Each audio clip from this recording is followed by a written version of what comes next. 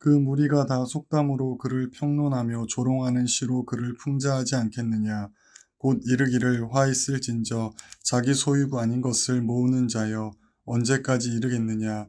볼모 잡은 것으로 무겁게 짐진 자여 너를 억누를 자들이 갑자기 일어나지 않겠느냐. 너를 괴롭힐 자들이 일어나지 않겠느냐. 내가 그들에게 노략을 당하지 않겠느냐. 내가 여러 나라를 노략하였으므로 그 모든 민족의 남은 자가 너를 노략하리니 이는 내가 사람의 피를 흘렸으며 또 땅과 성읍과 그 안의 모든 주민에게 강포를 행하였음이니라.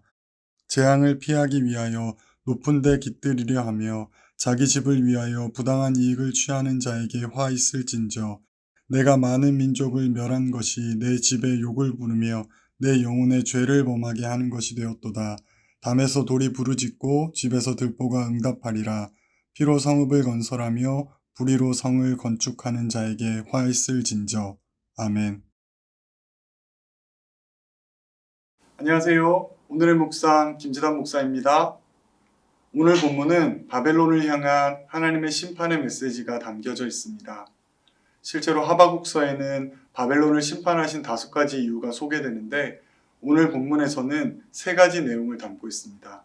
그렇다면 바벨론을 향한 하나님의 심판의 메시지가 이 시대를 살아가는 저와 여러분에게 어떤 의미를 주고 있는지 함께 살펴보는 시간이 되었으면 좋겠습니다. 바벨론이 하나님께 심판받은 첫 번째 이유는 본문 6절에 나와 있습니다.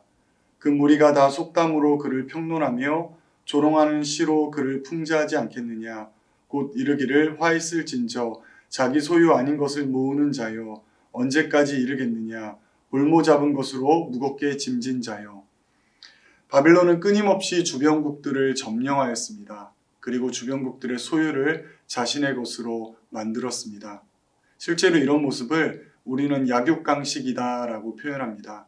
그리고 약육강식의 모습은 이 시대를 살아가는 저와 여러분의 삶의 모습에서도 나타나고 있습니다. 많이 가진 자가 덜 가진 자를, 높은 자리에 있는 자가 낮은 자리에 있는 자의 것을 자기의 것으로 만드는 것을 우리는 너무나도 많이 접하고 있지 않습니까?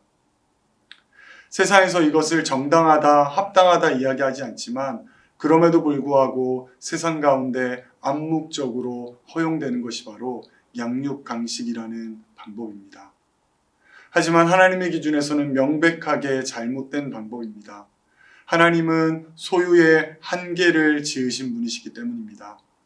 땅을 나누셨고 각자에게 허락한 것만 소유하게 하셨습니다.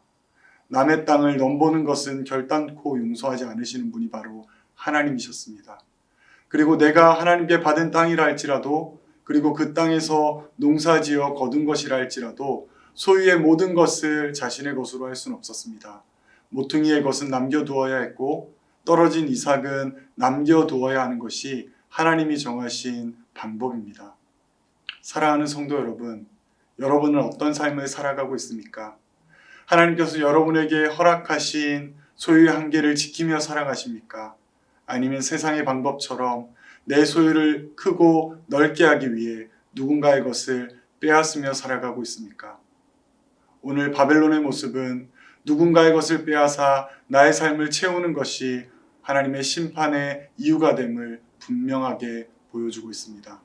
오늘 하루의 삶을 통해 여러분의 삶의 소유의 문제를 점검하는 시간이 되셨으면 좋겠습니다. 바벨론이 심판받은 2번째 이유는 본문 9절의 말씀에 나와 있습니다. 재앙을 피하기 위하여 높은 데 깃들이려 하며 자기 집을 위하여 부당한 이익을 취하는 자에게 화 있을진저. 사실 2번째 이유는 첫 번째 이유와 연관되어 생각해 보아야 합니다. 바벨론이 왜 악착같이 다른 나라를 점령하고 그들의 것을 자신의 소유로 만든 것일까요? 오늘 본문의 내용의 배경을 살펴보면 바벨론이 두려움 때문에 그런 행동을 한 것임을 분명하게 보여줍니다. 바벨론이 끊임없이 힘을 키우고 주변국들을 점령하여 자신의 강성한 왕국을 이루었습니다. 그러면서 자신의 마음속 한편에는 이런 두려움이 일어났습니다. 언젠가 우리보다 더 강한 나라가 일어나고 더 강성한 나라가 일어나 우리를 점령하면 어떨까 하는 두려움입니다. 이 두려움을 이겨내기 위해 바벨론은 끊임없이 자신의 성읍을 더욱더 강성하게 만드는 일에 집중합니다. 자신들의 소유만으로 되지 않자 주변국들의 소유를 자신의 것으로 만들어서까지도 자신의 성을 더욱더 강성하게 만든 것이 바로 바벨론의 모습입니다. 사랑하는 성도 여러분, 하나님께서 우리에게 주신 것을 규모 있게 사용하고 남은 것을 모아두는 것을 하나님은 잘못이라 말하지 않습니다. 하지만 내 것을, 내 미래를 지키기 위해 누군가의 삶을 짓밟는 것은 하나님께서 결단코 용서하지 않는다는 것을 우리는 잊지 말아야 합니다. 우리의 삶을 책임져 주시는 분이 하나님이시기 때문입니다. 하나님을 의지하고 하나님의 손길에 도움을 구할 때 우리의 삶은 하나님의 도우심을 입게 되지만 내 힘으로 지키려 하고 내 힘으로 감당하려 할 때는 스치듯 지나가는 바람에도 우리의 삶이 무너질 수밖에 없음을 분명하게 깨달아야 합니다. 성도 여러분, 바벨론은 스스로의 힘으로 스스로를 지키려 했기에 하나님께 심판받게 되었다는 사실을 분명하게 기억하시기를 부탁드립니다. 바벨론이 심판받은 세 번째 이유는 본문 12절에 나오고 있습니다. 피로 성읍을 건설하며 불의로 성을 건축하는 자에게 화 있을진저. 앞서도 말씀드렸듯이 바벨론은 무너지지 않기 위해 더욱더 강한 성읍을 지었습니다. 남의 것을 빼앗아 성읍을 지을 때에 자신의 수고와 땀을 통해 짓는 것이 아니라 잡아온 노예들의 피로 지어졌다라고 오늘 본문은 분명하게 이야기하고 있습니다. 자신의 힘으로, 자신의 수고로 자신의 삶의 터전을 단단하게 세워가는 것을 하나님이 심판하시는 것이 아니라 자신의 삶을 지켜가기 위해 누군가의 피를 흘린 것에 대한 하나님의 분노와 하나님의 심판이 바벨론에게 임하였다는 것을 분명하게 보여주고 있습니다. 노예에게 일을 시킨다 할지라도 그 노예가 살아갈 최소한의 것은 보장되어야 하는 것이 하나님의 방법이지 않습니까? 그리고 때가 되면 그 노예를 풀어주어야 하는 것이 하나님의 방법이지 않습니까?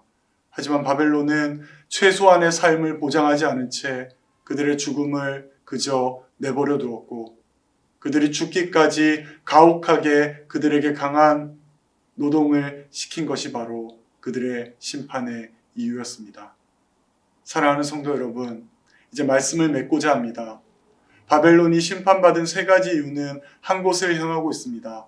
바로 자신의 힘으로 자신의 삶을 지키려 하는 것입니다. 하지만 오늘 본문은 우리에게 분명하게 이것을 이야기합니다. 우리의 삶은 내 힘으로 지켜가는 것이 아니라 하나님의 도우심의 손길을 의지할 때 비로소 되어지는 것이다 라고 이야기하고 있습니다. 성도 여러분, 오늘 하루를 시작하실 때 여러분의 삶을 점검하시기 바랍니다. 그리고 여러분의 삶을 지켜주시는 것이 하나님의 손길에 있음을 기억하시고 하나님의 뜻에 따라 살아가는 여러분의 모습이 되었으면 좋겠습니다. 혹시나 누군가의 것을 내 것으로 만들고 있고 누군가의 아픔을, 슬픔을 무시하면서까지 나의 기쁨을 챙기며 살아가고 있는 것이 우리의 모습이라면 하나님 앞에 내려놓고 회개하며 하나님의 도우심의 손길을 구하는 저와 여러분이 되셨으면 좋겠습니다. 기도하겠습니다. 사랑의 하나님 아버지, 내 인생의 도우심의 손길은 오직 하나님으로부터 말미암음을 잊지 않게 하여 주시옵소서.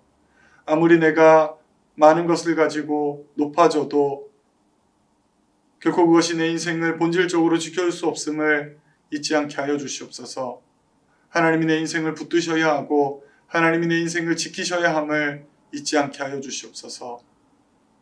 하나님, 내가 나의 만족을 위한 인생을 사는 것이 아니라 하나님이 내게 주신 것으로 또 도움이 필요한 자들에게 나눠주는 인생이 되게 하시고 슬퍼하는 이들의 아픔을 함께 아파해 줄 수 있는 자들 되게 하여 주시옵소서. 내 삶의 모든 것 하나님의 손길에 달려 있음을 고백하며 매일매일의 삶을 감사함으로 살아가는 우리들이 되게 하여 주시옵소서. 코로나로 어려운 상황 중에 있지만 나의 어려움은 하나님의 손길에 내어 맡기고 도움을 필요로 하는 이들의 도움을 외면하지 않는 인생 될 수 있도록 하나님 도와주시옵소서. 함께 하심을 감사드리며 예수님의 이름으로 기도드립니다. 아멘.